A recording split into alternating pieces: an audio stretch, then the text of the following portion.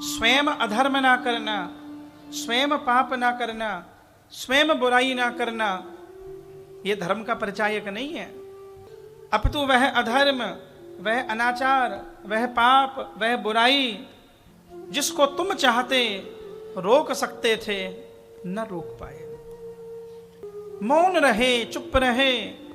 सामर्थ्यवान होकर अन्याय को होते देखना, अन्याय को होते देखना, यह अधर्म की श्रेणी में आता है।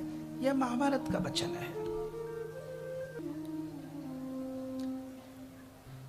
यत्र धर्मो हमेण सत्यम यत्रामृतेन च हन्यते प्रेक्षामाणानाम हतास्तत्र सभासदः। आप तो शर्मा जी व्यवस्था में रहे हो, और महाभारत जब शासन के बारे में वर्णन करते हैं महाभारत में, तो ये लिखा है जिस समाज में, जिस सभा में विद्वान लोग सत्य के समर्थन में खड़े नहीं होते, सत्य के पक्ष में खड़े नहीं होते, वो अधर्मियों से ज्यादा खतरनाक हैं। अधर्मी दिखाई तो पड़ता है कि वह अधर्म कर रहा है, उसका मार्ग, उसकी विधि निश्चित है, लेकिन जो मौन रहकर समाज में अधर्म को प्रश्रय दे रहा है, वह अधर्मी से ज्यादा खतरनाक है।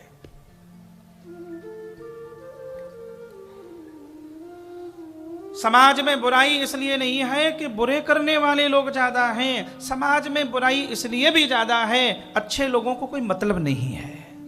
अच्छे लोग चुप बैठे हैं, मौन हैं, हमें क्या मतलब, हम क्यों चक्कर में पड़े, हम क्यों जाएं। नहीं, यह निष्क्रियता खतरनाक है।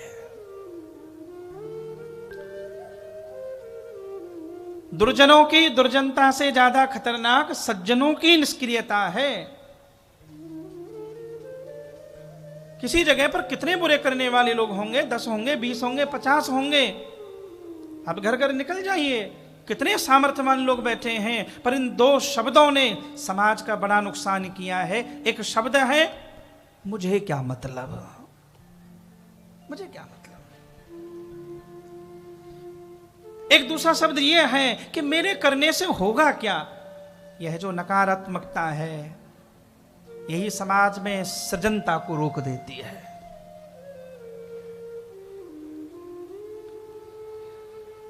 यो जागार तम्रचः कामयन्ते, यो जागार तम सामानयन्ति, यो जागार तमयम सोम आह तबाहमस्मि सच्छे नौका। भगवान वेद कह रहे हैं, अच्छे कर्म करो, जागृत कर्म करो, करते रहो। तुम दीप जला के बैठे रहो, कोई ना कोई तो रास्ते में चलने वाला ठोकर खाने से बचेगा ही। क्यों सोचते हो तुम दीप जलाओ, क्या पता उस दीप के प्रकाश में कोई बालक पढ़ लेगा, कोई गिरने से बच जाएगा। तुम दीप जलाओ, तुम कर्म करते रहो। यो जागार तम्रचः कामयन्ते। चेतना का उन्नयन। और कई बार यह भी होता है गुरुदेव कि जो व्यक्ति पेड़ लगाता है, जरूरी नहीं है कि उस पेड़ की छांव भी उसके भाग्य में लिखी हो। पेड़ कोई लगाता है, पेड़ की छांव किसी को मिलती है।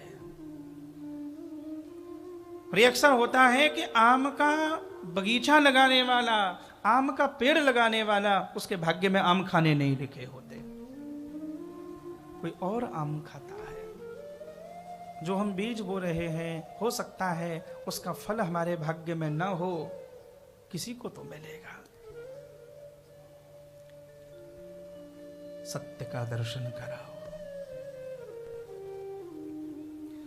ये जो तुम कभी कभी सोफे पे बैठकर चाय की चुस्की लेते हुए जब कोई तुम्हारे सामने कोई गलत बात करता है, कोई किसी की निंदा स्तुति करता है, जो तुम सोफे पे बैठे बैठे सुनते रहते हो ना, ये ठीक प्रवृत्ति नहीं है। नहीं,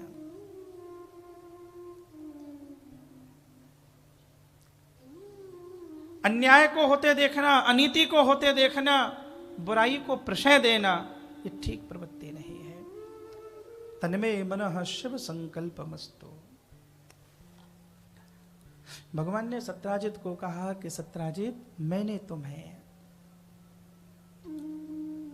सत्य का दर्शन कराया,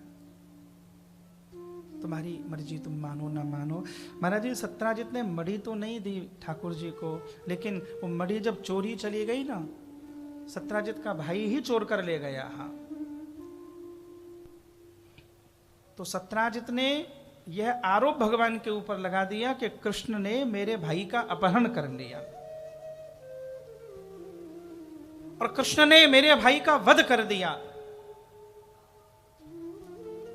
एक व्यक्ति को बोला, दो व्यक्ति को बोला, चार व्यक्ति को बोला, पूरे गांव में यह बात फैल गई। हम बुराई की मार्केटिंग करने में हम भारतीयों से एक्सपर्ट कोई नहीं है। कितनी बुराई की मार्केटिंग कर सकते हैं, कितने व्हाट्सएप खेल सकते हैं।